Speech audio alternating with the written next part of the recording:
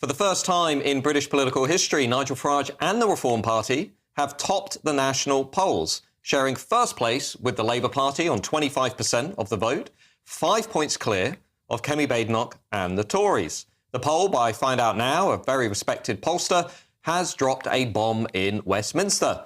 It not only shows that Reform has already won over 1 in 4 of those people who voted for Rishi Sunak and the Conservatives back in July, but that Reform is also more popular than the Tories among every age group except pensioners.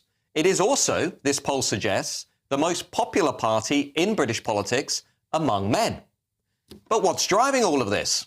Well, if you've read my newsletter, you will know what the top concerns for Reform Party voters are. Number one, stopping the illegal migration crisis with the small boats on the Channel. And number two, stopping legal migration, bringing the overall level of legal migration down.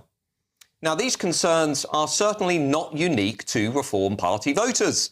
A lot of people in Westminster and the establishment will have you believe that these views belong to a fringe minority, but that is not the case.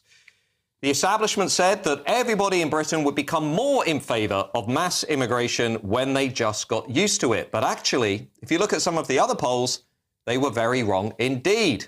If you look, for example, at some of the latest polls by YouGov, 70% of the British people now say immigration is too high. And that is a record high.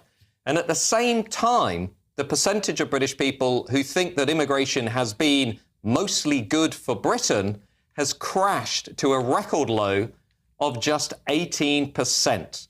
Fewer than 1 in 5 people in Britain, put in other words, think that immigration has been mostly good for the country.